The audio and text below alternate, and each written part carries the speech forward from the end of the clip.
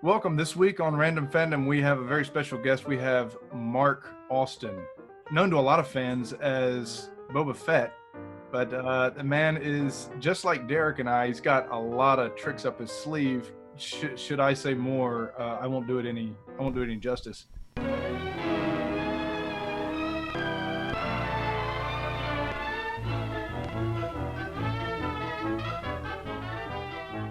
Mark's been signing Boba Fett helmets. Oh yeah, Like all last weekend, and he said, "Yeah, a friend of mine, we were signing them," and I thought, "Is he signing your name?" He said, "No, it's Daniel Logan." I was like, "Oh, Yeah. I didn't know that he was in LA actually." Oh really? Yeah, he's in Orange County. Is Oh, he? okay. So yeah, so that was the whole thing. Was that he has this regular gig where he does the live auction and he sells the toys, Right. signs everything, obviously. Nice. And so he said, "You should come down. We'll have like a double signature thing." Right. Yeah. So my prints that I sell, he was signing as well. So everyone got double print, double signature. But that was the thing, and we were live auctioning them. So That's fantastic. it was crazy. It was non-stop from 1:30 to like 6:30. Non-stop. Just buying, people buying. I was putting stuff on oh, it's sold. You want this on the shelf? Okay. Oh, it's got this sold. Okay. Right. All day. Or, oh, you want this? Oh, it's sold. Okay. What were they selling for? I don't know. I wasn't watching the ticker tape. Oh, I was signing. I need to send you. I need to send you mine. Yeah. I want to get. They were like verbalizing it, you know, a lot of time. But I just was. If I don't, then I'm gonna write something else and not. Oh. I asked Mark if he ever wanted to see another signature again. He's like, I don't want to sign my name ever again. Listen, guys, it's I don't want to run you guys late. It's just 1 o'clock in the afternoon here, but it is. I have an hour because then I got a Wookiee. He's already looking at me bad. Okay. Mark Austin, you guys are both animators. Loads to talk about. Yeah. So we've been doing this. Well, here you tell them about the podcast. Well, it was funny because James and I had contacted because we were so crossed over in our interests and so many things, and I mean even animation, martial arts, magic, you name it. And James says, I was thinking of having a podcast about these jack of all trade type people like we are, that do all these crazy things. And I said, if there was ever a podcast that I wanted to do, that was it. Yeah. Well, I didn't know that such a podcast would ever exist because I thought, I'm glad to meet like people, Yeah. Well, because it's true. There's people ask you about this one specific thing you do, like animation, like working for Disney, and it's a very thin slice of all the stuff you've done. Yeah, right. And other people will be like, "Oh, you work for Disney?" and don't have a clue. Yeah. There's no crossover with these people. Well, you know what it's like, Mark. People will say, "Oh, hey, did you work with this person?" And you could have been in the next cube. And we're so nose to the grindstone, unless somebody says there's donuts. No idea. No, Yeah. So I had a producer come by one time, and he's this grumpy old guy, and I really loved him. And he says, "What the F are you watching?" I said, "What? Oh, that? I have something on." He goes, "Why do you have a movie on in the background?" I said, "Oh, it's to distract me from annoying people asking me stupid questions." And he goes, "I like that." That's not a bad idea. So Not a bad idea. Do you want to do the opening, or do you want me to? Or go ahead, you do it. Okay.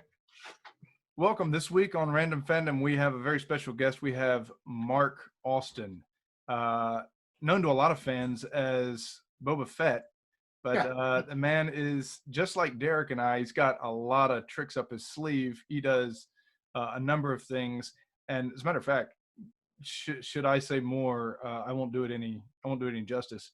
Mark, have at it. You wanna tell us about yourself a little bit here?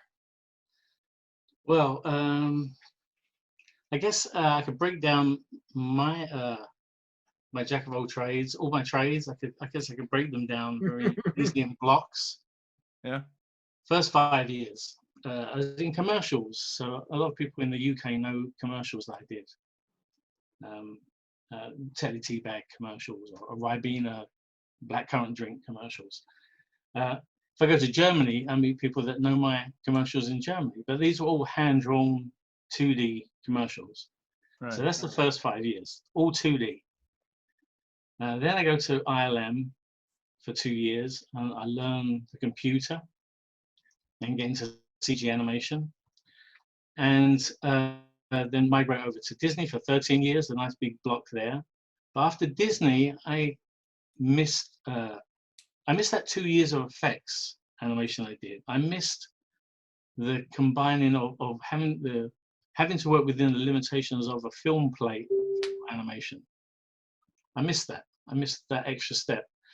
So I end up in previs, and previs, ends up basically a cinematographer slash director. And whenever anyone asks me what my favorite is, and I got asked today actually on LinkedIn, I would say that cinematography, it's the end of this here in LA, is probably the closest thing to directing. And I like telling stories. So the best person to be as a storyteller is the director or the cinematographer. And so even though I love animation and I love directing animation and being a supervisor, I love all that stuff. Love seeing animators grow. But I guess my favorite is telling stories. And so my current movie for Netflix, every layer artist we're called there has a sequence. So you get to take ownership of that whole sequence, which is great. It's not just 5 shots or part of the sequence. That's a great way to work. Yeah, and I create it. I won't be giving anything away, so no copyright worries no here. secrets here. No confidentiality worries here. But we work in such a way that we have 2D expressions on 3D characters. Mm. And so I'll be working 3D. I'll go over to Photoshop, draw my new expression I want for that line, make it a card, bring it into 3D, have it, it's not quite right, his eyes a bit wrong. Change that, put it back on, put all my shots together, edit them together, and present the whole sequence as an edit. And try and conform to a cut together soundtrack that we try not to add any frames to. That has to be a special request. But other than that, you basically are creating this section of the movie from scratch and seeing it all through to where you're giving somebody, because we're working with real effects, and I think that's a secret. And real effects will take that 3D layout and then just animate it. So it's very, very rewarding. It's like I said, it's the closest thing you get to directing. And some of the movies that I've been lucky enough to, I'll just do the previews, okay, to just take ownership of it and just create these battles that become the reason people go see that movie. I've heard a lot of people say they like previs a lot more than other venues. Hang on a second. Let me. I'm going to try to switch over. Just a second. Let me try to switch. Yeah, Mark, were you saying that the final is a hybrid, or the previs you were doing was a hybrid? Sorry? Oh, wait, hang on just 1 second. I'm going to switch Wi-Fi. I didn't catch the question. No, that's okay. I'm going to switch Wi-Fi's, and since I'm recording, it may bump us off for just a second and then pick us back up. Okay. All right. I don't think it'll bump us off, but it might. It's taking a second to work here. No worries. So, Mark, where are you now? I'm in Los Angeles. Oh, okay. I'm up in Santa Clarita. Oh yeah, that's where I first moved to when I came down from San Francisco. Yeah, yeah. I lived on the summit.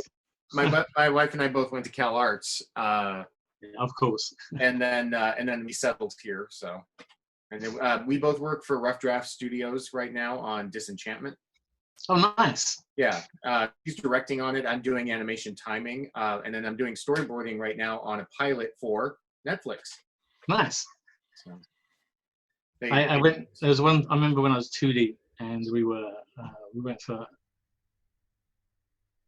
drink in London means a very long lunch, Yeah. a lot of alcohol. So, you know, it's my first lunch as a professional animator with these guys. And the guy I'm talking to is the guy that actually designed Frosty's Tiger, stuff like that. Uh-huh. He was like designed all these amazing characters you recognize from shelves in grocery stores. So I said to him, because he was great, whenever he got the assistant to time out his stuff, it would look great the first time as he gave, with 6s, 8s, 12s, whatever. It was just like, bam, perfect. So I said to him at his lunch, because I had a bit of a nerve from all the alcohol, I said, Tony, when am I ever gonna get to learn timing the way you do? And he goes, I don't know timing. I said, yeah, stuff looks great. He goes, I wouldn't be working at 63 if I thought I knew my job. He goes, the fact that every scene's different, has different requirements, that's the only thing that brings me back into the office, and I'm 63 years old. Yeah, good answer. Funny, because I hear that from everybody. You know, years ago we met Glenn Keane, and we were talking to him, and he said, I'm afraid every time they're going to figure out I don't know what I'm doing. Funny he says that. Yeah. I like just Glenn's when we worked together on Treasure Planet, if you stood close enough to him, you kind of everything made more sense. Just within a radius of Glenn Keane, you start understanding animation more. What was funny is his line is so confident. Oh yeah, and it took me 20 years. But there were a lot of lines underneath. Yeah, that's what I'm saying. Really every one of them, like, if you look at it, when he settles on it, when he settles on it. Yeah. That's just well, it took me 20 years, but you know, he showed up at CalArts one time and he did a demo, and he's got this beautiful, you know, soft graphite pencil that unwraps like a China marker. Yeah, I know those. It's called a Blaisdell Big Black. He goes, don't bother looking for them. I own all of them. So I took it as a challenge. 20 years later, I found 3. And so I called him and I said, Glenn, I got your pencils. He goes, really? How the hell did you find them? So at the time he lived in Valencia, and I was like, yeah, no, look, I got them. See? So I put it in the glass box, and it says, in case of 2D animation, break glass. Okay. Okay. Well, yeah, we're back to recording. We're all good. Do you, Derek? Did you want to tell Mark what you do? It. Well, I guess you did. So yeah, a little bit. I'll just cut this. I mean, did you record that? I don't know if you recorded that or if I need to go back. I think I did. Okay. I think you should have. I skipped. That was good stuff there. Yeah. I think I got it. I just Mark, I mean, I'm interested in hearing your perspective too. Yeah. Because I started off as a 2D animator. My wife did. Then we transitioned. I mean, we had the choice to transition to 3D animation or to go into directing, storyboarding, writing, timing, things like that. And that's the direction we went. So, you know, 20 years later, we're still drawing, which is nice. We're still drawing for a living. Yeah. Well, the thing I liked about my transition to 3D is that when I was a 2D animator, I really didn't do any artwork that much after work. I had done my work. I didn't want to pick up a pencil. Right. Didn't want to do it.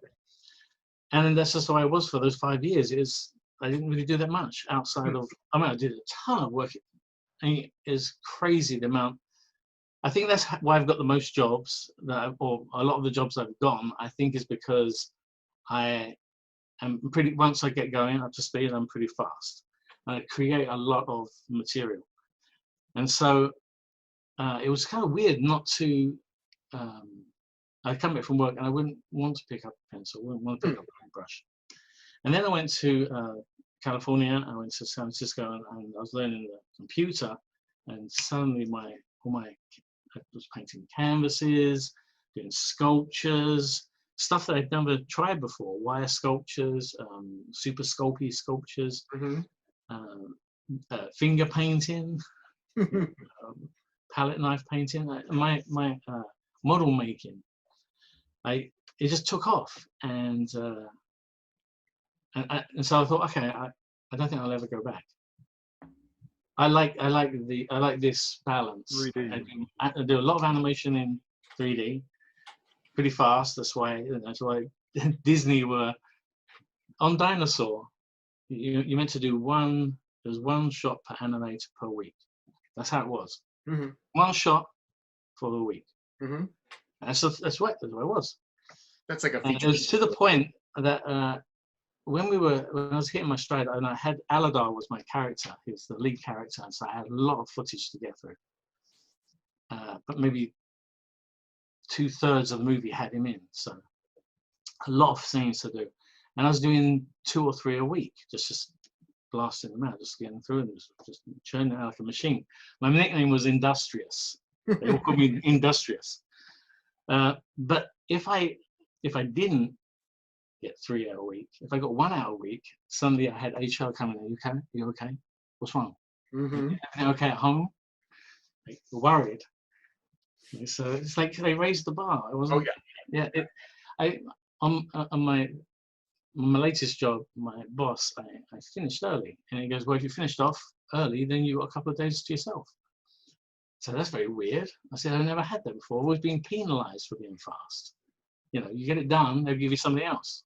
Yeah. Oh yeah. And then they expect it. Then that person has gone along to all the footage to come and think, okay, well, if he does that many a week, then we can tally up that. Oh, we can get the movie done here.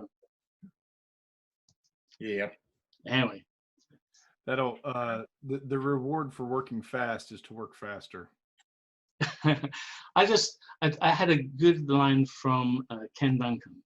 He owns Duncan. Oh yeah. Now, Ken Duncan. This was when we were working at Disney, and he said to me, he goes, the trouble with you is that you're too damn honest. And I said, well, I take a pride in that. He goes, no, you don't ever be honest.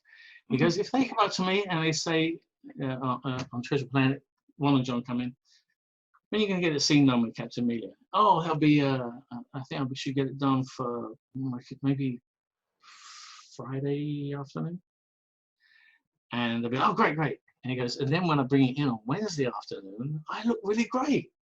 So he goes, don't be honest about it. I said, you can work fast, but never tell them the time you think you actually it's going to take you. You always pad yourself with an extra day. If you do an extra day, you always look good. Yeah. I use something called Finch's Rules. My first job as a junior art director back in '96 or something. I was under this art director, Nicole Finch, and she said, I don't care how long you think it's going to take. You figure that out, then you multiply that by 4, right? And I was like, 4? And she said, well, yeah, you're going to run into mistakes. You're going to run into some kind of computer problem or something. You're going to have another job that pops up. You're going to have a lot of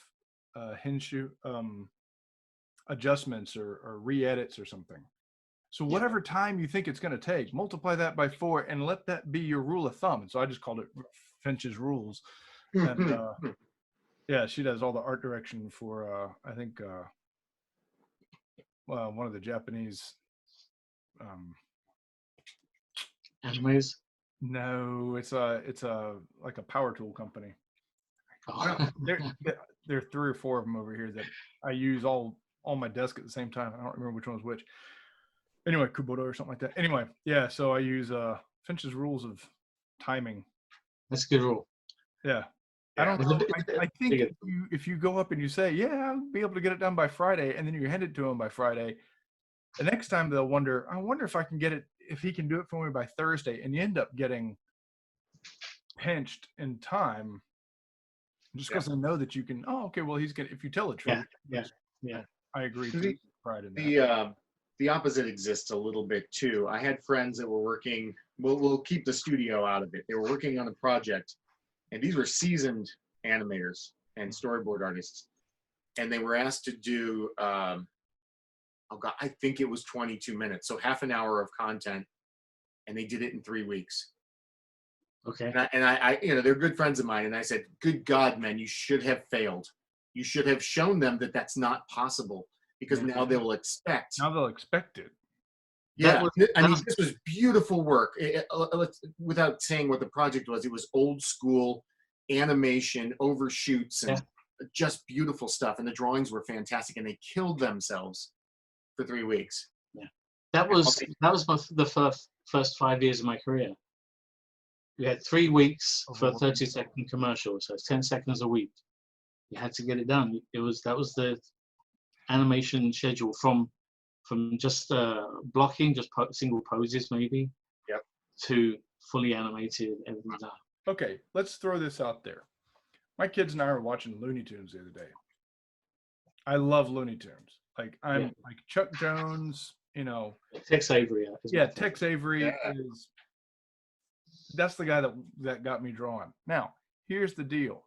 You watch those cartoons and it shows you the list of animators on each show. Yeah. Like 2, 3 guys. Yeah. That's the other thing. Watch like something these days and it's like the list of animators as long as my arm. And you're like, wait, what? The inside from that, because I've talked to some of those old animators, you know, before they passed on, there were people that weren't credited. There were animators that were not credited. So they just worked on those and such. Yeah. If you really just from doing all these years of previs, when you look at Hollywood and you realize that really, you know, Robert Downey Jr. brings something to Iron Man, but really when Iron Man still was a show is when Robert Downey Jr. is taking a day off and it's all the special effects crew or the stuntman. Because I'm friends with Dickie Beers, and so there's so many shots that he's been in where I'm like, oh, holy cow. And you wouldn't think he's the star, you know. Harrison Ford is the star. That was Harrison Ford doing that. And, you know, credited for it. It's funny how it's misdirected that they take, because growing up, I just assumed it was. I didn't know that wasn't. Yeah. You know? Yeah. The actor falling off the horse. Not taking anything away from those animators. Like Corny Cole was a teacher at Cal Arts, but he was also an animator during that time. He worked with Chuck and Friz Freeling and Tex Avery and all of those guys. And he said they were expected to do 20 feet a week of full animation. Wow, 20 feet. Right? Yeah. And they didn't have pencil tests. They had to send it out, get it. They would get a negative back, and then they would, you know, the Disney term, sweatbox it. Yeah. They'd watch the negative and see if it worked. If it did, it's, you know, on to the next thing. I got to meet Chuck Jones when I was working at ILM one time. Really? He came and did a big talk. Oh. Yeah. All we talked about was Mark Twain the whole time. Oh, yeah. The whole time. Mark Twain. Like he was the re-embodiment of Mark Twain in modern times or something. Very, very strange. Yeah. When I was 94, around 94, 95, I was at Warner Brothers, and they had him come and talk to us. And that was a real joy. Did you guys, when you went from, well, particularly Mark, when you went from animation and you started doing previs? Yeah. Previs nowadays, tell us a little bit about that, because you have to get, I mean, they more or less expect to see the whole movie in a really rough animation. I mean, they want the camera right. They want to know where the actor's going to be standing, all this. So tell us a little bit about that and that kind of used to transition be, from one to the other. we're just talking about when we did animation in features and saying that the standard was 1 scene per animator per week. Right. Well, when I started previs, this was in 2009. Started previs 2009 in June at the 3rd floor, and the expectation was 1 shot per artist per day. Right. So by Friday you should have 5 shots done. That's all the cameras, all the effects, every character, every creature. You hated it when it got lights, didn't you? all the lights that go with effects, everything. Wow. And comp it, put the foreground out of focus, put the background out of focus, have the midground, you know, in focus. Wow. Do all your rack and focus in, whatever you need to do, and you get it done and put a slate on it. And so my first day I go in there and when they told me that this expectation, I was like, holy cow! I couldn't. I thought I worked fast at Disney, but this was ridiculous. And so, but it's crazy. It's crazy how quickly I became very good at being economic with every step. So the way I teach previs is to always be, imagine that you're going to have your work taken away from you in 10 minutes time. What could you do in that time? I could set up the first pose. So the first pose of the thing. At least if he comes by, I can show him, well, that shot's going to look like in 3D. If I said out point, I can put the out point. I can show them the negative, see what the camera's doing. I always tell my artists, you've got to, magic's going to be taken away and you'll be the most economic. You have left room at the end of your day to do all the polish you want. Right. Trouble is now, and this happened while I was at the third floor, we had these big meetings where they were considering, let's make the standard 2 shots per artist per day. And my argument was because I was hired at the third floor to improve the quality of the animation that we were doing. So I said, you're making my job twice as hard deciding this, because I think we've been very successful, but you're halving the amount of time. We won't have that luxury of time at the end of the day. Post-Viz is different to previs. Post-Viz is where you're working with the background plate and you put in your previs in front of it to make sure the plate works. Right. We have a 3D set which lines up with the real set, so you can get cast shadows on things and stuff like that. But we check that the live action plate is going to work and say this is okay to go After Effects. We basically do their job for them. Apparently they love us because they get their footage goes up because it's not any guesswork. But in post-viz, because there's 3 huge things you can run into, which is kind of the cleanup of the plate, because some plates you get have the whole camera crew in there behind the blue screen. Oh yeah, we'd like them gone. So cleanup of the plate is a huge thing. Roto is another huge thing that can eat up your whole day. And 3D tracking can, if you've got skimpy camera data, like nobody's bothered to measure anything except for what lens it was, and that's it. It could take you a couple of days to get the 3D track to work. Post-viz, they would like 1 shot per artist per day, but the expectation come more realistically is 1.5 shots per artist per day. Is that? But it's crazy. The amount of animation you do in a week when you're working previs, doing a shot a day. I always say, people always ask me, do you regret leaving ILM? And it was a huge fork in the road, and I always wonder. But I did say that my animation increased 400% at Disney. Like just being around Glenn King and Eric Goldberg and James Baxter, or James Baxter again because we went to school together. But that's cool. It grew 400% easy.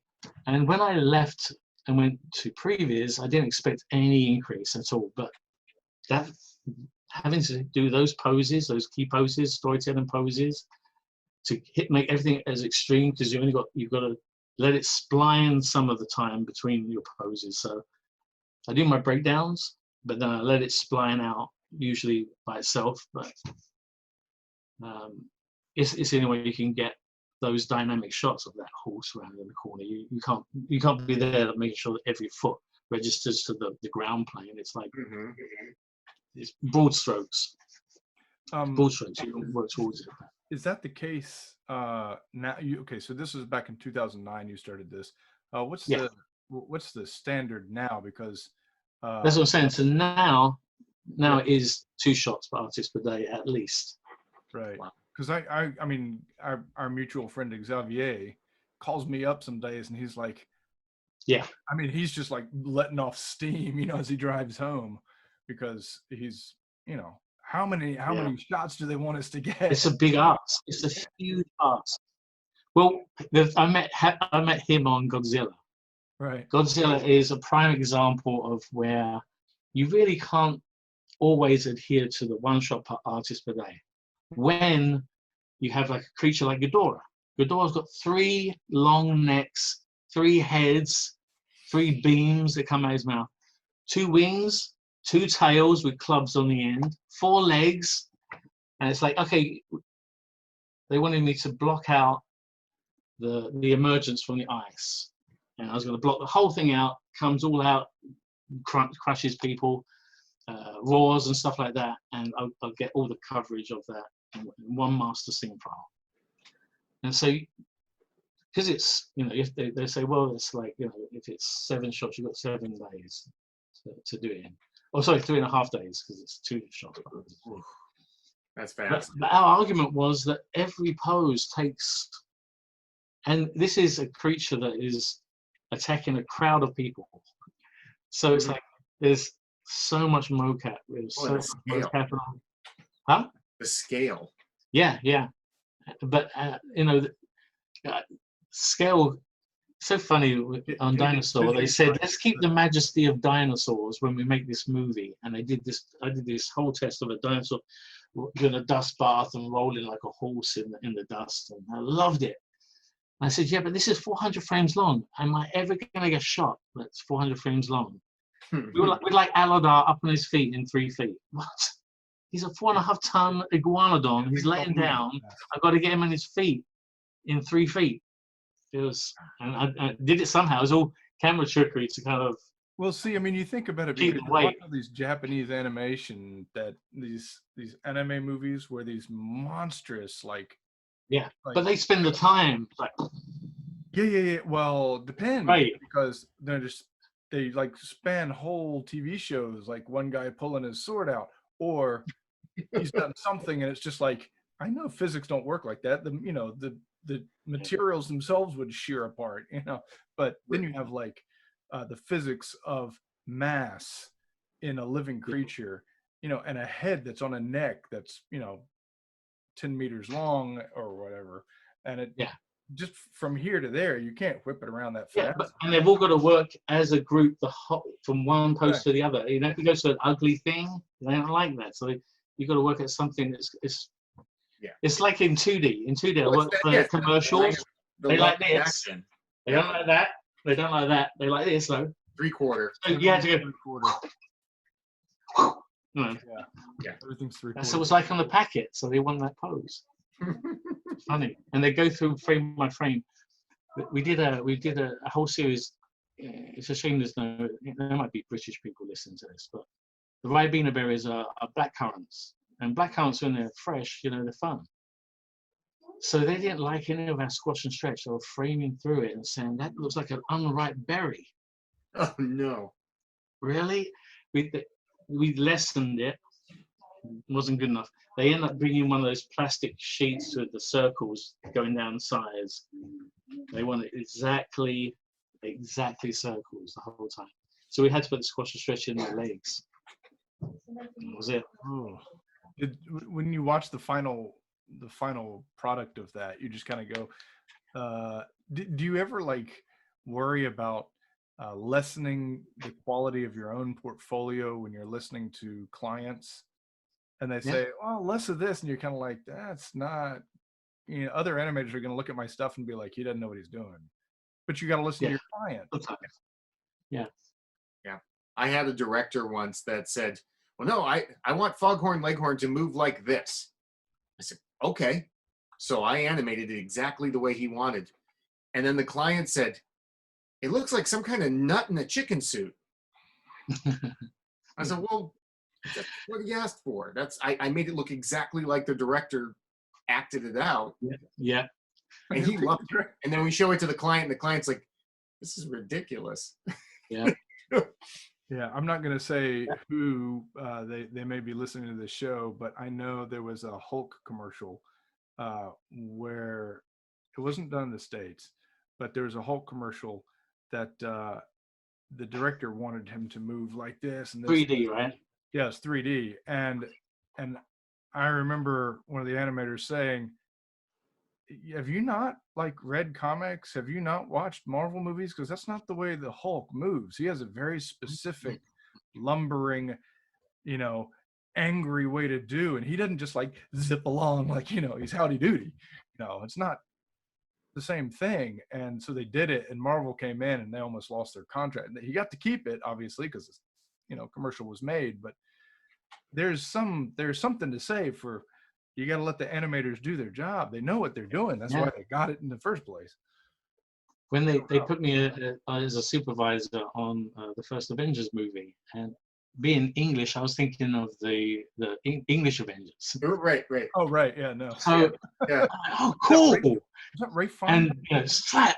You know, here's your homework. And I was going away for a long weekend. It was some lecture I was doing in Orlando, and I had to take with me and read over the weekend all these. I had to read front to back. And the first thing I did is like, okay, well, the very first thing we do is we make sure we can get these poses, and let's make sure we can get the rig into these poses, make sure these poses look good. These are the poses we're going to be using over and over and over again. Yeah. And it was funny when you don't have any control over it when someone's in a mocap suit. And there's a guy, he was my assistant on the show. Really nice guy. He's dying to get in the mocap suit. Mostly it was me in the suit every week. I want to be in the suit. Okay, you can be in the suit. So we had to record some. That makes sense to put an animator in the suit, though. Because you know what the pose is that you want. And because I was supervising, I just gave them all the action I wanted. So it was easier. But he wanted to be in the suit, and we like to be fair. So I said, okay, this is in the scene. Hulk's going nuts. He in the scene, he's so angry. He just destroys this pillar. So imagine a pillar that's all going to break away. And it's going to be iron girders on the inside. He's going to dent those up. He's going to shake them. Just go nuts. And it was so fun. It was like having a slapping contest or something. He was just doing this this thing. And I so wanted to put it on the ring just to see it play out. Just to see it in action. Yeah. Wait, he did a really good Black Widow run, though. So his run we used for all the Black Widow scenes. Oh, how funny! He did a good Black Widow. When she's going through the in the just booking it. He was really good at when she's like just right between the computer columns. I guess they're computer columns. Hardware. There was a great Black Widow sequence they cut out. Is her going back to Stark Tower and going up Stark Tower and going up it on one of those. She manages to.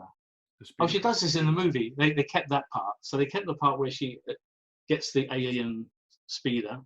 Right. I had her in my one. She garroted the guy. Yeah. With a garrote steered him. In the final movie, she had 2 daggers, but same thing, steered him with. Yeah. But you don't ever see her. She just goes off, and you think, oh, she gets back there.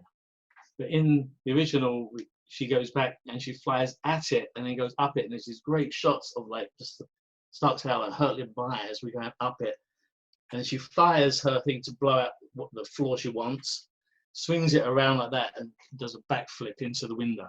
Wow! And before the movie came out, I saw one shot, and it was her finishing that move. So I'm sure they started filming it. Because there's only one time I did a backflip that ends up tumbling into a kneeling stance. Right. And I saw it before so it might have been cut out, but that was such a great. But used his run the whole time. That guy.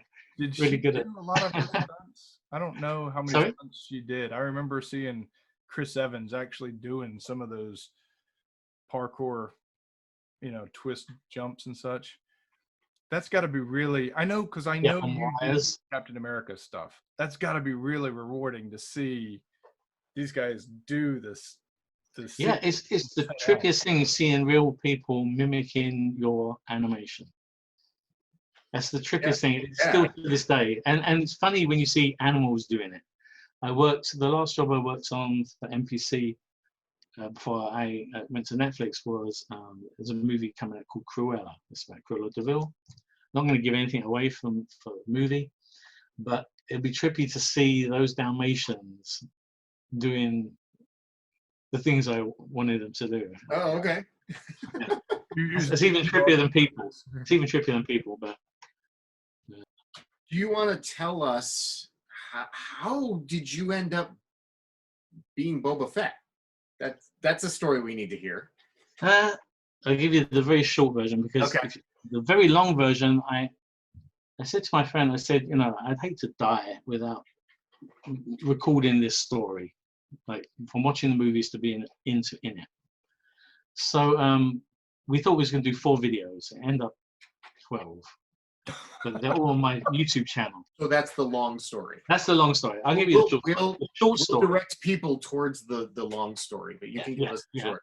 Yeah, You can direct people to and there is a link to Mark's YouTube at the bottom in the show notes, so Awesome. everybody. Yeah, yes, Awesome. absolutely.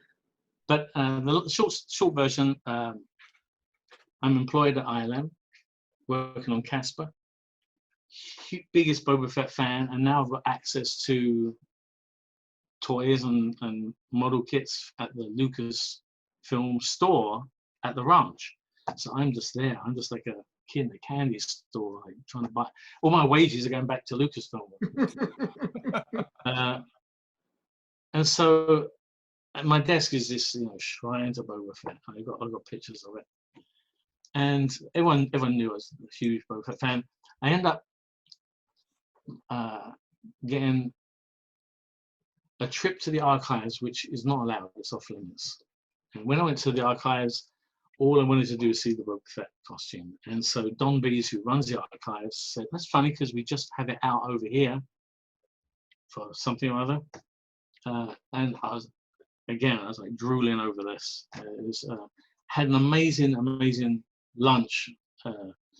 Sat in the land speeder, did all sorts of awesome things, but the main thing was seeing the Boba Fett costume. So he knew I was Boba Fett nuts, and he had a term for Star Wars freaks, as he called them, and they were squid heads.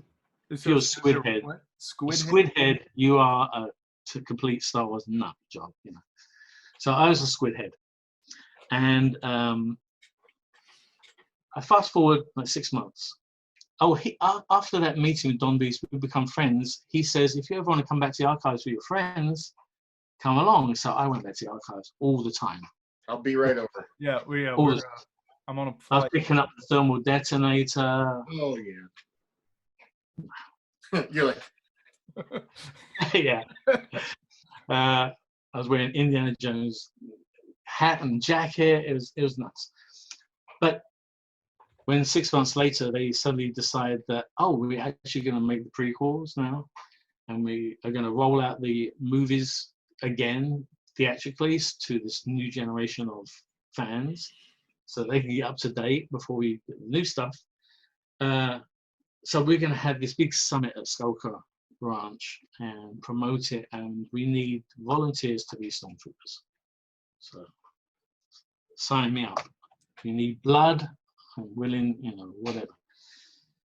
It was such a response that I thought, there's no way I'm going to get picked because I'm probably too short. I'm probably like Luke. So anyway, a phone rings and it's Don, and I fully expected him to say that I'm really sorry, you know, it was too short. But he said, you know, we had a big response, and I thought, why are you telling me this? Because if you tell me about the big response, that means I am not part. Usually, if they call, you got something. If they don't call, yeah. But when they start with, oh, sorry, we had such a big response, you know, oh god, it's gone down south. He said we had such a big response that we decided to make it an even bigger, more elaborate thing. We're gonna rebuild a Skywalker Sound, on the soundstages. We're gonna rebuild the Cantina bar. It's gonna be functioning. There's gonna be a bartender. We're going to have land speeder parked at the front. We're going to have stormtroopers checking IDs. We're going to have aliens in the bar. We're going to have, you know, dry ice. We're going to smoke. We're going to have the band miming to the instruments. It's going to be full on, and half the people in there are, you know, the Kenner Toys or Dark Horse Comics or whoever. Mm-hmm. So yeah, I was like, that sounds amazing. He goes, hey, and what character do you think we need? I'm like, oh, don't wind me up. And he goes, well, the only reason I'm calling is because everything fits to the flight suit. You have to come along sometime, try the flight suit on. If it fits, you can do it. If it doesn't, we'll get you an equally cool other character. Like, there could be such a thing in my eyes. So it was like Cinderella. It was like the whole putting on the slipper, Oh, zip going up.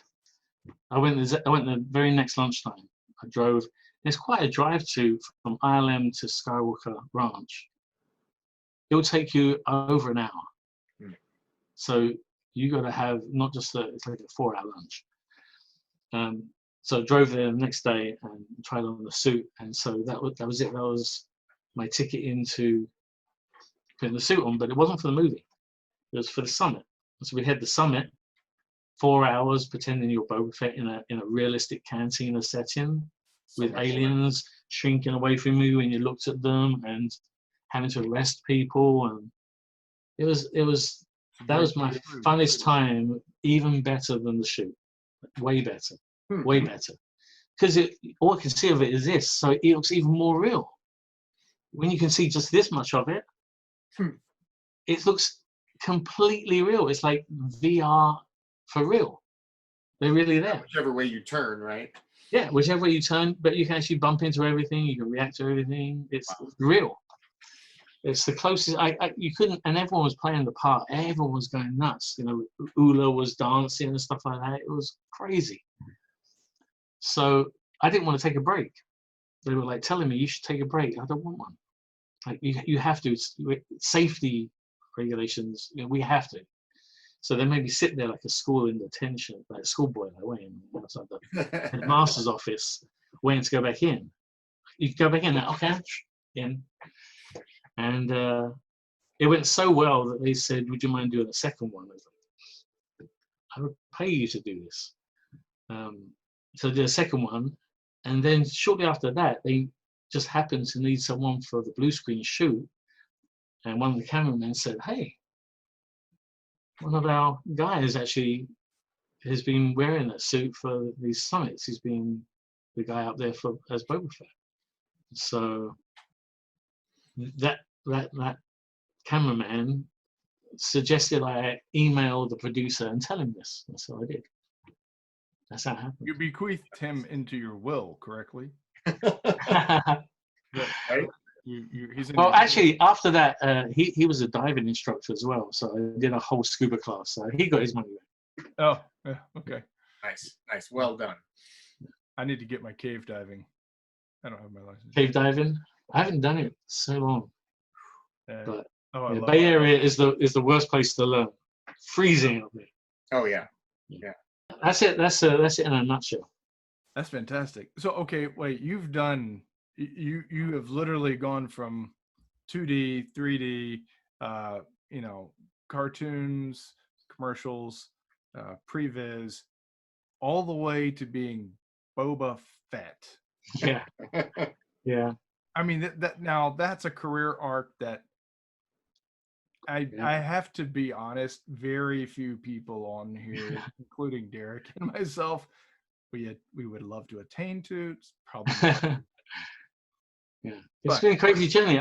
If anyone asks me, I always say that I can end my career tomorrow. I swear I had the best time.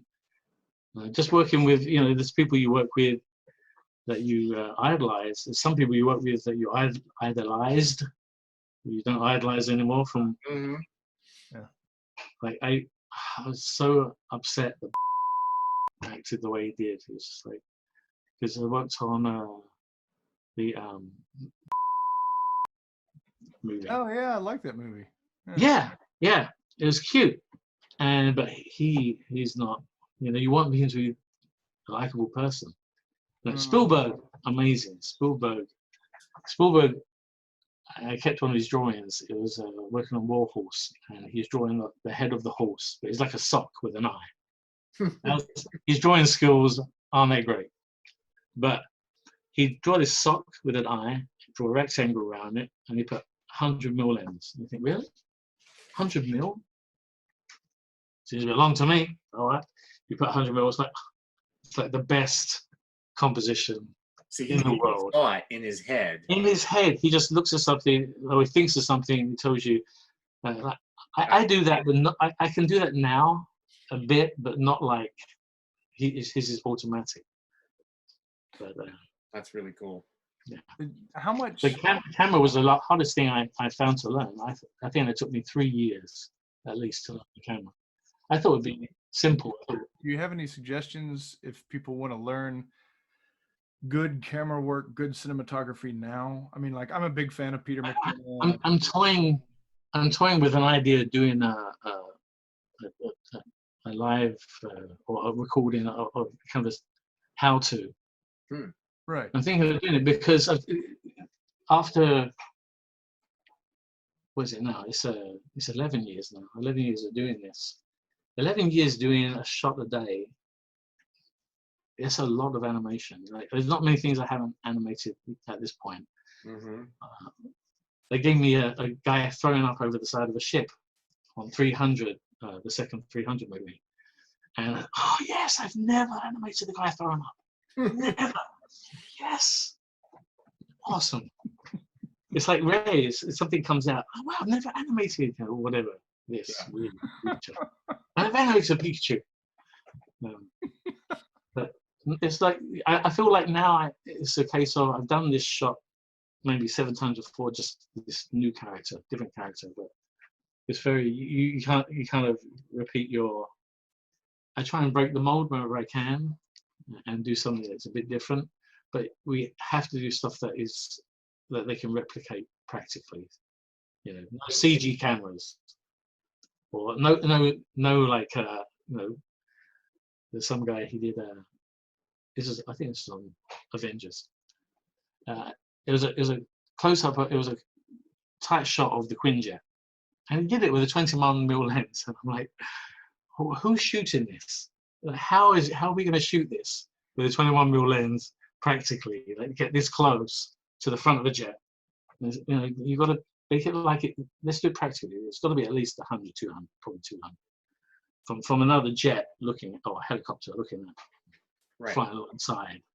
Yeah. But you look at, if it just looks wrong. You look at a close up of an aircraft and it's a wide angle lens, and you never seen that distortion on the plane because you never seen it with that lens. Like, unless you're Superman with his cell phone. You're never going to see that. Never going to see that.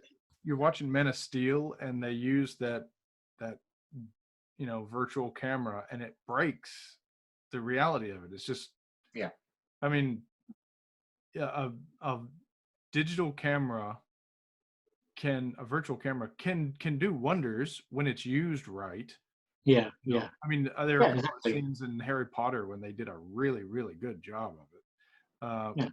I think for the most part, you get drawn out of the whole point of the movie is you're being pulled into that reality, and then suddenly it flings you right out, like the guy throwing up over the side. Don't lose your audience.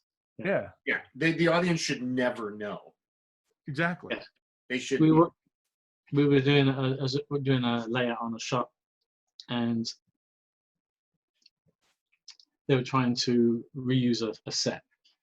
It was a set with kind of like open roadways, but anytime you turn the camera, there's a likelihood you would see one of the other things they're using in the set because they're trying to use it for multiple things.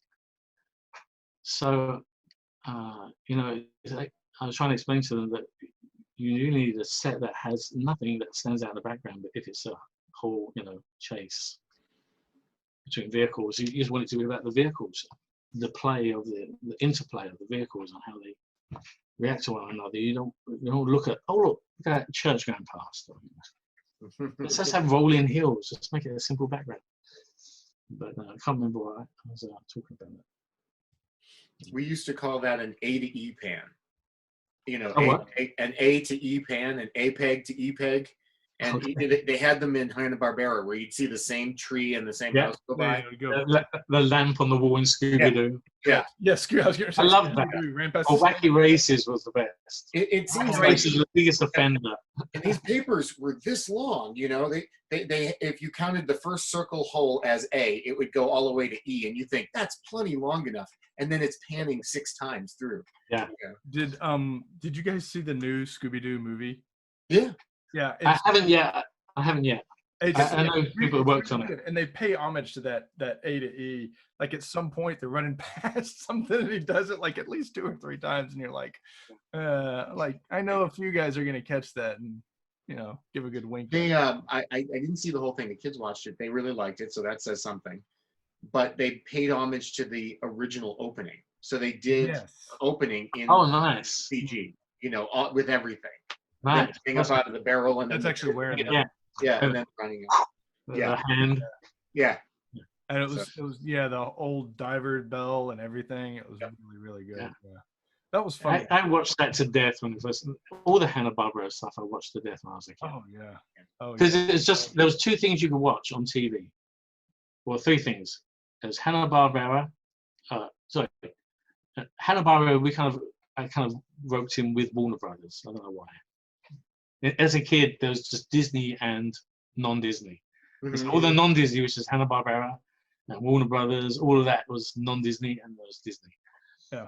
And my mother was a big thing about it. She loved this. She loved the fact it was on ones. Just because it was on ones, it's fluid. For her, that was the draw. So, I like. But sorry. Well, no, I was gonna say I'm 46 this year. I grew up with some reruns of a good many of the animations that I knew had been groundbreaking at the time. And right as I was growing up, they were starting to do things that, they'd been shipped overseas. And I remember my mom, well, it was my mom or my dad, I don't remember which, because I was paying attention to the TV, but I heard one of them say, it's the worst animation I've ever seen. And neither one of them are animators. They have no clue what's going on. But it was like, it's G.I. Joe where the face is static and just the mouth is moving. Yeah. And how are you entertained by this? And I was like, what? I'm entertained. Eating my bowl of cereal. What do you want? But just immersed in it nonetheless. And growing up and learning the distinction between what is good and what is bad and what's well done. And then suddenly getting thrown Tex Avery and seeing, surreal objects running across the moonscape with pencils and erasers, popping out, what's going on? Yeah. It's just, you see. Well, the IPA, when you watch the IPA, Mr. Magoo, and then it's even simpler.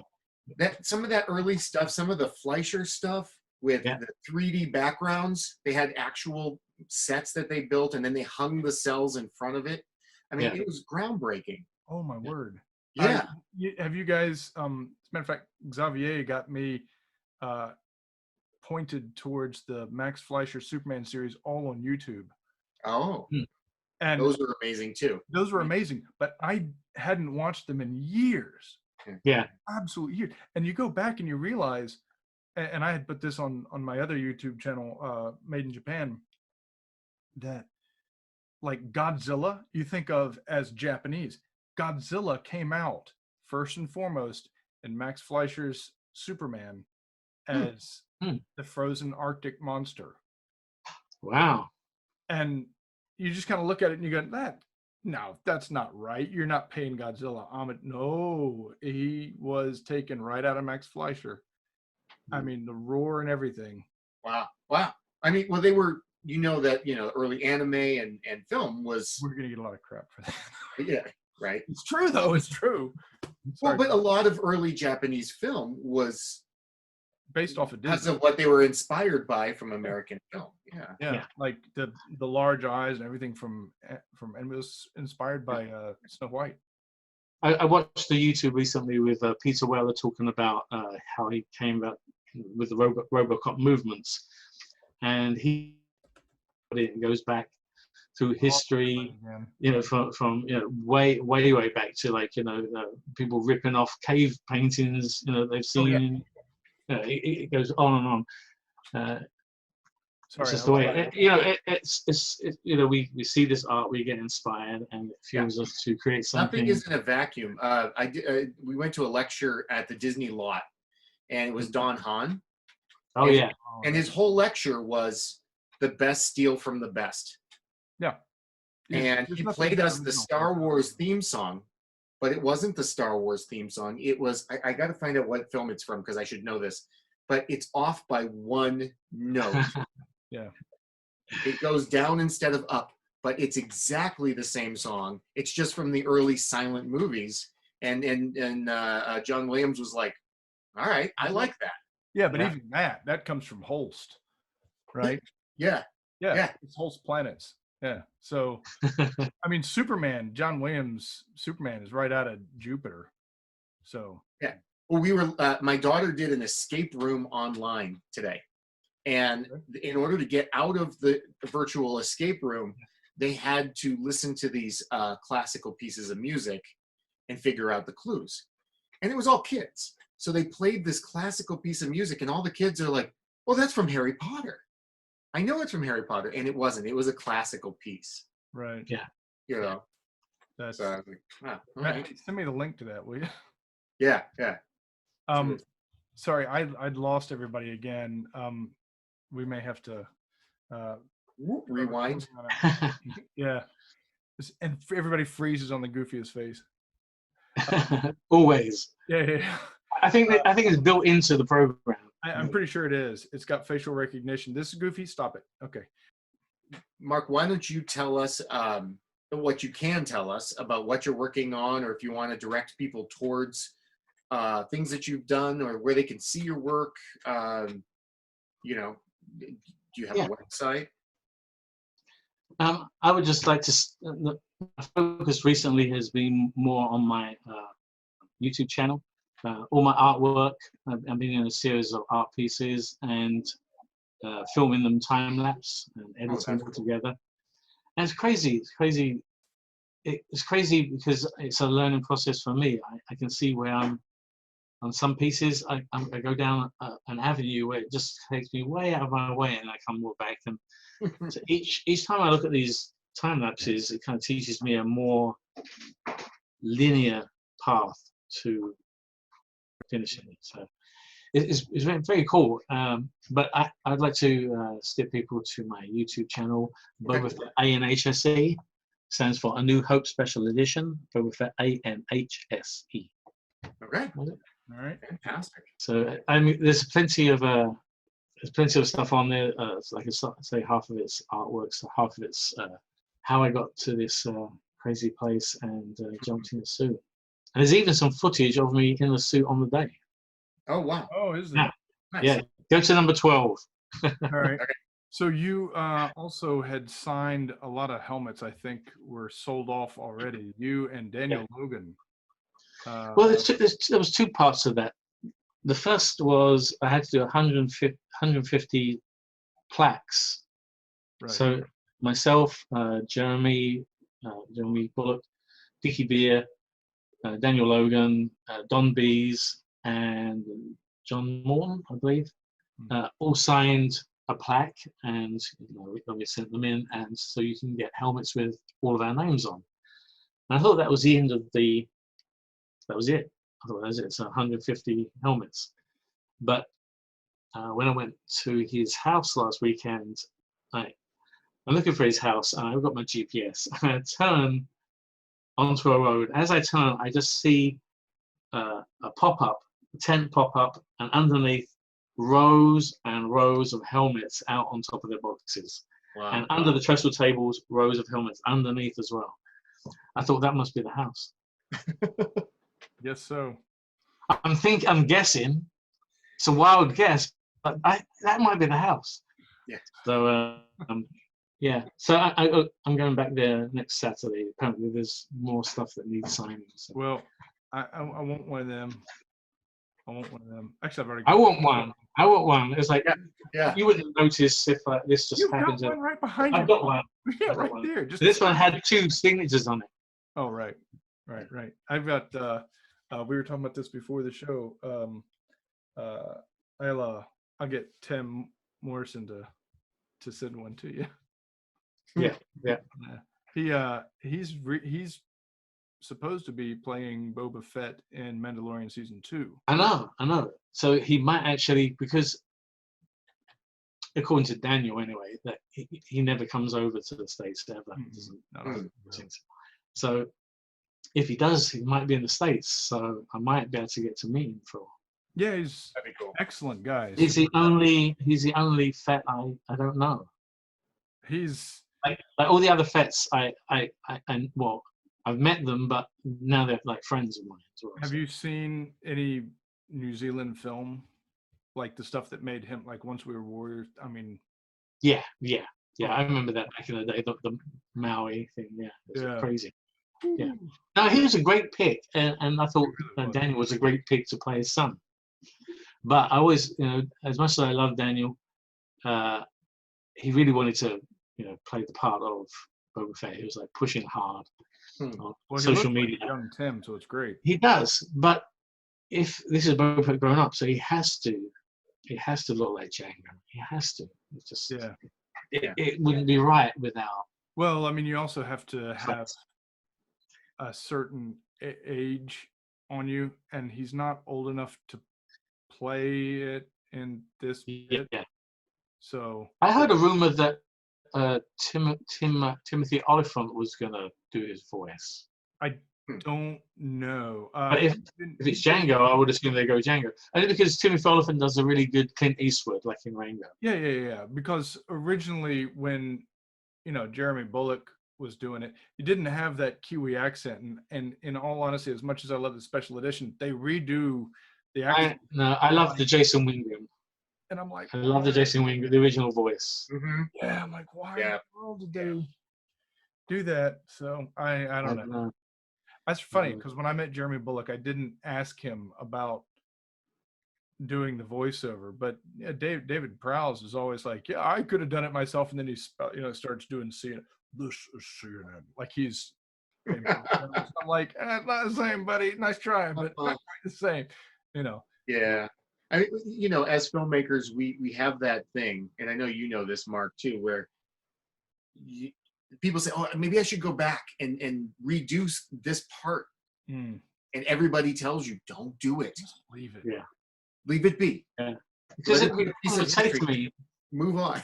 I don't know. That special edition is.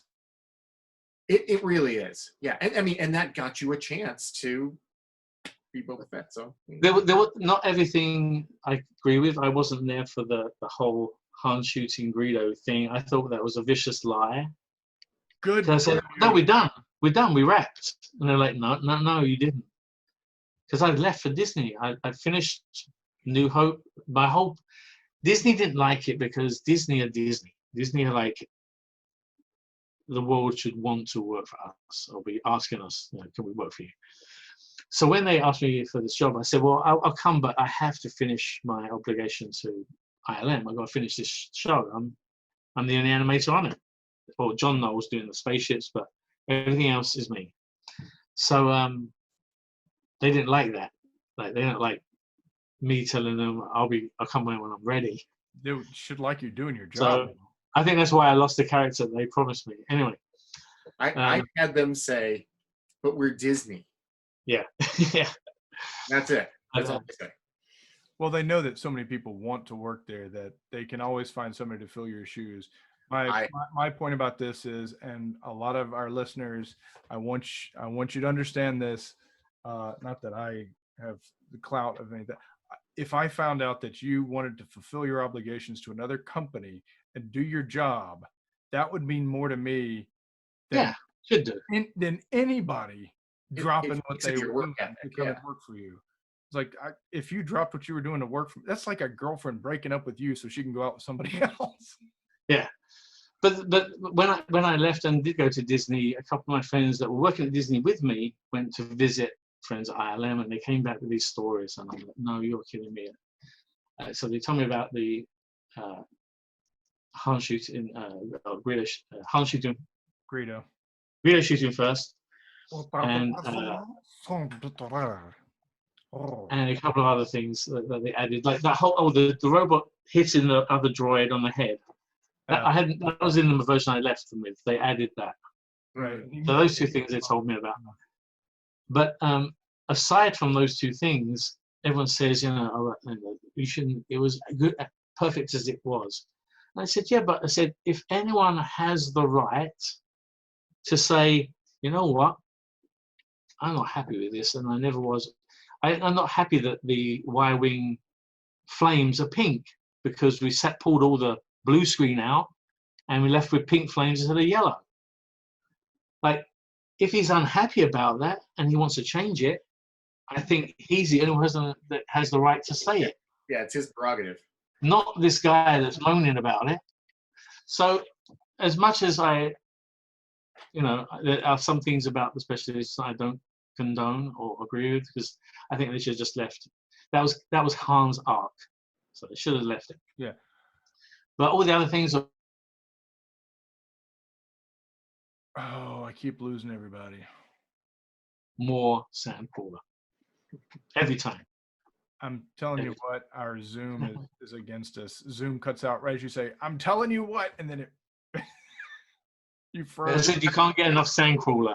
That's what I said. Yeah, we'll just cut the episode there and let them guess. That's right. It's like that scene in Ocean's 11 when Brad Pitt's telling Matt Damon, he says, "And whatever you do, I don't care, whatever it is, don't ever." And somebody calls him over and he's like, "What?" And he goes away and Matt Damon's left with, "Don't ever do what?" What? Yeah. Anyway. Yeah. It's been great having you, man. It's always Thank like you. Been awesome here. talk to you. Absolute pleasure. Yeah, talking to you about animation or previs or whatever is always Yeah. it's good. Yeah, I'm so glad that there's a kind of a slot somewhere for us jack of all trades. Yeah. Yeah, I feel like not so much of an island now.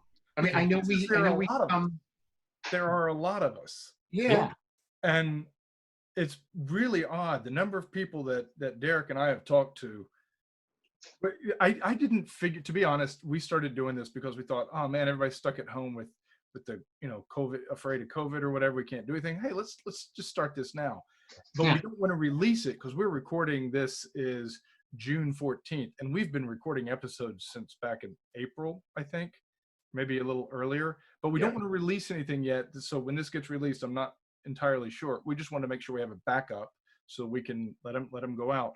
But I had no idea how many people we would be able to pull on this show. I was expecting maybe 10, and I think Derek's laughing. He's like, yeah, this is, I mean, we even interviewed Derek's wife. She's a director for TV show. It's like everybody has their story and everybody is interested in so many different things. There's a lot of people. It's not an island anymore. Yeah, it was cool. It was nice chatting. It was a nice way to end Saturday. Yeah. I mean, I know it's the end of our session and our talk, but I mean, Mark, you understand, like I didn't when I first started. I was an artist. I drew a lot, and then I got into animation, and it's physics and it's filmmaking and it's psychology and the cuts and the angles and the cameras. Yes. All going into this illusion. It does take you. They had this thing at Disney when we looked at portfolios, and the big top statement was that there was a requirement of 3 years experience. And I'm like, I was thinking 3 years experience is a long time. It really isn't. I don't know. When you think about everything you've learned and how long it took to learn. Well, and I turned down a job. I turned down, believe it or not, animation director for the prequels. Oh, I'm sorry. Really? No, I turned it down. I'm gonna reach over and smack you. I'm glad I did, because had I done it back then, I would have made so many mistakes. I you always think you know everything, but no, I really did. And my conscience, I didn't want to mess up and have that many Star Wars fans hate me. So I said no. I said I don't think I don't feel qualified to do this, and I left it. I think there's their bid to keep me at ILM. I think that was the trump card. They didn't want to give me a pay rise, but they wouldn't give me a pay rise. But like I said about being fast, they were going to have 2 animators work on New Hope, and then because I did all these like the trailer shots for Casper and did all the big scenes and pumping out this animation, they were like, oh, we only need this one guy. So I had 5 TDs. I was doing 5 shots anyone day. In the week, I'd be visiting 5 shots and sending them. And it took like maybe 3 weeks, 4 weeks to get them done. But You know, I was like, how come I'm doing all this work and you can't give me a pay rise? Oh, because you're at the top of the bracket or whatever. Mm. Am I? Wow, I got nothing to look forward to. Well, no, if you wanna earn more money, you just have to change jobs. I don't want to change jobs. I like what I'm doing. I'm good at this. So anyway, so they offered me that, and I said no, and I'm glad I did. And Rob Coleman took it, and I'm glad he did. And he was a good guy. You know what an ikigai diagram is? It's like a Venn diagram that you have. You know, you've got what you love, what Yeah. you're good at, what the world needs, and what you can get paid for. And where all those things merge. It's the last one that's a tricky one. Yeah.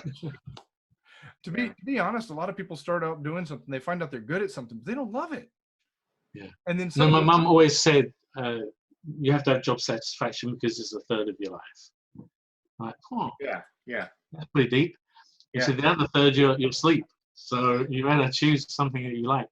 That's right. And That's right. I knew I did want to work in a bank or something. But, Yeah. I sleep more than a third of my life, and I'm very happy to do that. I'm not lazy though. I'm not lazy. It's you know, I'm organizing stuff in my head. It's on James. purpose. Yeah. There you go. Oh, did you lose me? I was tempted to get a dry erase marker then. Draw a face. How long was I frozen? Just for a few. Just a couple of seconds. Oh, okay. That's okay. Yeah. I mean, Mark, you know, like the good things and the bad things. Like I work on Storyboard Pro, and when I was animating, my entire career as an animator is probably like a 10-minute reel that I edited down, you know, because nobody's going to watch a 10-minute reel. Yeah. But now I do 11 minutes of content every 6 weeks. Yeah. You know, thousands of drawings that I go through and tie down. And, you know, if there's no timers on the show, I've got to do every pose. I got to key pose this thing. And there's young storyboard artists. They're like, why are you animating it? I said, I'm not. Keep posing it because we have no timers. So my board is going to inform the entire final piece, and it's a buttload of work. But it's really, you know, it's rewarding. You know, we're filmmakers. Yeah. You know? Whenever someone asked me about don't I miss, that was the biggest question was, do you miss finals animation? And I said, well, I really like working with the forest instead of the tree now. Right. Right. And Animator, I was working on this slice here, but now I'm working on beginning, middle, end. That was such a big change. Going from my world was between this scene and this scene. Yeah. And now my world is beginning to end of the scene, you know, the whole episode. So do you have to view things differently to do that? I mean, obviously you do, but I mean, tell our listeners how you. I'm a big advocate for making sure you know the context before you start working. You know, because some people like, especially we were talking about this, one shot per artist per day, or even a shot per artist per week. The clock is ticking, and the false kind of route is to dive straight in. You know, if you can just like hold off and do that reference, spend a half a day or a day, you might think, oh my god, I lost a day. Everything's going to benefit. You know, so right. I'm a big advocate for like, especially seeing the context of your shot within the scene, because it's very easy to get blinders on. And the whole timing of that set piece, you might have it worked out in your head, but then when you see it in the context of everything else, you're like, oh, this is really fast compared to everything before. Like if there's characters escaping from a prison, say, like, wow, it's been really kind of like suspenseful until my bit and it races through. So I don't like it when, because some especially horror shows, they'll give you just the bits that they want done. You have no context. Oh, we don't want to send you all that. It's not worked out yet. It's not. But this happens. Like, you know, but you can't tell. Yeah. You can't tell how it's going to fit with everything else until you see it. I think that's interesting because it particularly fits how, like, Derek and I especially are like drilling into our audience. The parts inform the whole, but it's also reversed. The whole has to inform the parts. And it's not going to fit. It just feels completely disjointed, unconnected. And it, like we said before, it's like a virtual camera that doesn't work. It yanks you right out of the story. Mhm. So Yeah. yeah. Yeah, and that flow and pacing between shots, from shot to shot, and I've had that where, and I told the client, I said, again, I'm not going to say who, but I signed the NDA. I'm not going to tell anybody. But especially now, where we're working from home, they're so worried about something getting leaked. Oh, well, they don't want to show you the whole kind of thing, right? That's right. They want to compartmentalize, you know.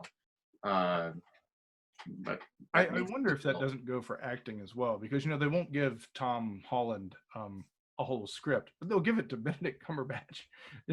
It's like, no, we can trust him. We know he won't open his mouth, right. and he'll get to read the whole thing. But his parts, Yeah. I did a voice part in a movie recently, and they wanted someone in a base camp on the Himalayas talking on the phone. So this is going to be very noisy. I imagine there's loads of noise that we're going to put in afterwards. So you're talking over noise. So I did all the lines and recorded them, sent them off, and they said, "Oh no, you've just come back from some trek, so you are completely out of breath." I said, "Well, you could have told me that to begin before I with. sent all these lines off, recorded. Which ones do you like? None of them." So we had to do it again. But yeah, if you don't know the context, people assume that you are. It's a mistake that you can easily make as a director or filmmaker, is that you assume everyone is as informed of the content as you are in your head.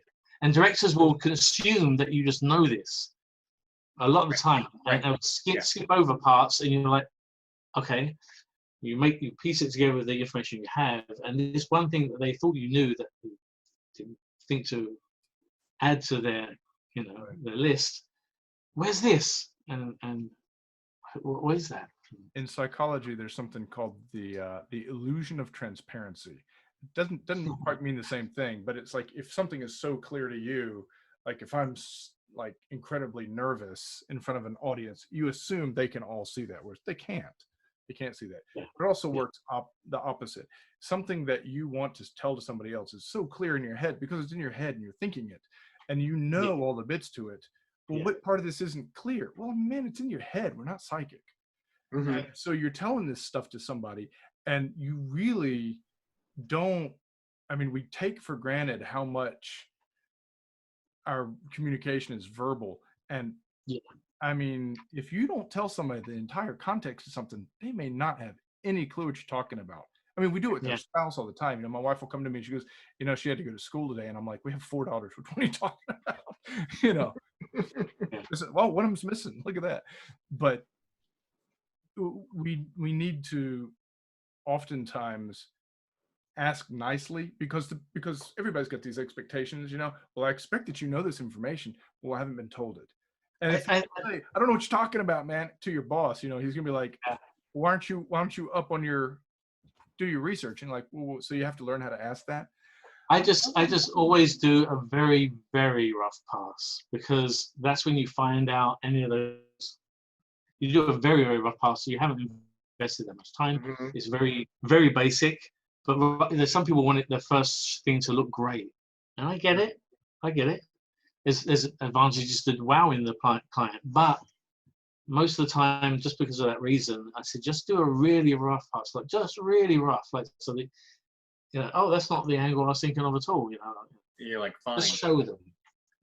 Show them just something, so that next time they see it, they've seen something before, and it's going to be.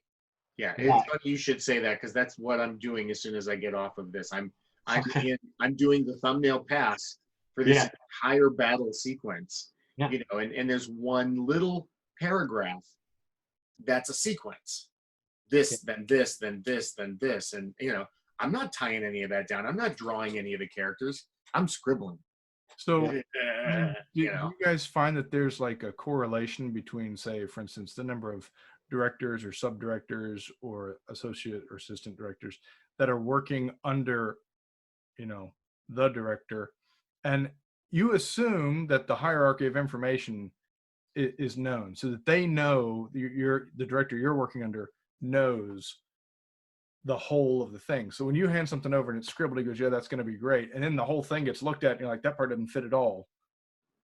Yeah. You're assuming that whether you're given information or not, it's kind of like the military. You know what you need to know. Yeah. They know what they Yeah. need to know. All I do whenever I work for anybody, and I do it, especially for some studios more than others, is I just have a paper trail. I tell them exactly what I'm going to do. Well, you should have said something when I sent the email if I was wrong. So I've learned that the hard way. But paper trail is always what it's good. I've had producers that say, they're like, oh, I want this, or the director says, I want that. So I make sure I send them an email saying, hey, great meeting today. I got the message that you want this. Yep. And there's that virtual paper trail. And Yes or no? Yeah. Yeah. There's what I went into an office. I went to the show. Went into the office, and they had written down on a whiteboard all of the A shots, B shots, C shots we possibly could do in this mad panic for a trailer release. So rather than sit there and copy it down, I got my phone, took a picture of the whiteboard. Yeah. So then we finished the job. We just get the last shot in on the Friday afternoon, like at 5 o'clock or something. And I'm just amazed that we made it, and just basking in, oh, thank God for that. You know, after went through the weekend. You've missed 2 shots. No, you missed 2 shots. So I go in there, and there's all these shots crossed off. One's at the bottom, though. These 2, I don't recognize these 2 numbers at the bottom. I get my phone out. I'm like, actually, you must have added those because you know you're not allowed to take pictures in the production office. You could get in trouble. Well, no, it's because we got you in. That was the response. Yeah.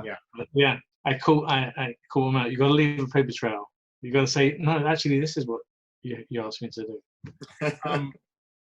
We're gonna add from the last like 20 minutes or so an after show, I think. So you got to take Wookie for a walk. I got to take Wookie for a walk. Yeah. Thank you so much. Don't upset a Wookie. No, never. Let him win. That's right. Rip your arm off.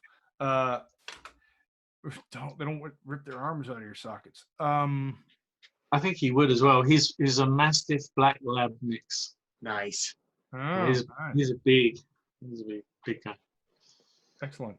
I'm just making sure my cats aren't trying to go out through the. We have a screen on the back door, but they like to push on it and go out. Yeah. It's one of those magnetic. It's one of the magnetic things. My wife and I were thinking about that. Yeah. My cat busted out the other day. Just pushed it out. Yeah. We were looking at that for our kids because our kids don't know what a closed door is. They're born in a barn.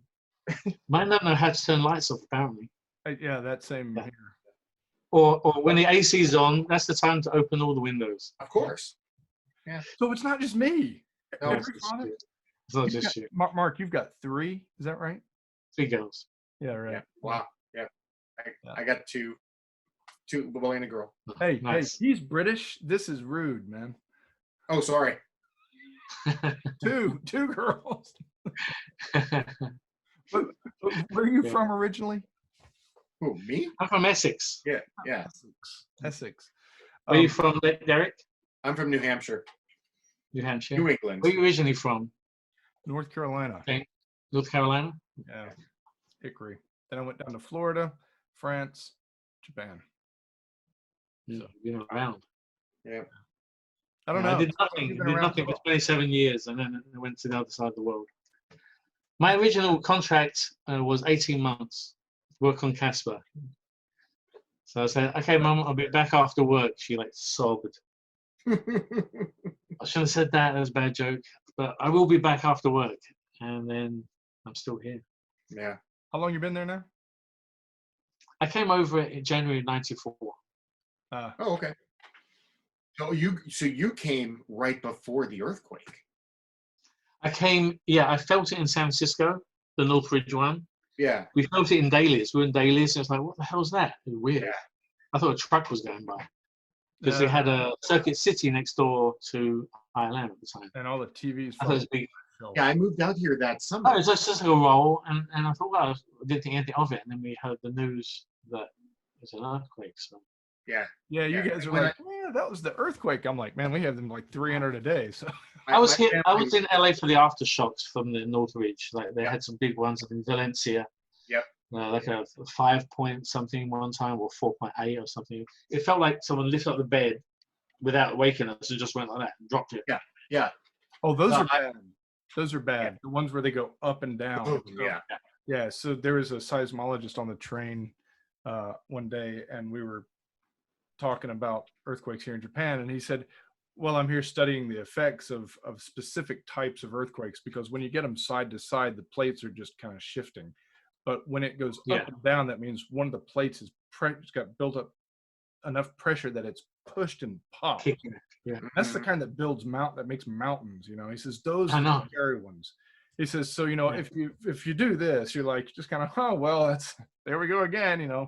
Shake my coffee or something, whatever. But this one, I remember talking to him before the big earthquake here a couple of years ago, and I was sitting in my office, and my coffee cup just went boom and jumped, and everybody was like, what was that? And I said, that was bad. Wherever it was, that was bad. And the girl next to me, I'd already been there like 10 years, and she's like, no, we get these all the time. I'm like, no, you don't understand. That wasn't a shifty. Something. And all the alarms went off. I had to walk back to my house, which was almost 30 miles. And Oh my God.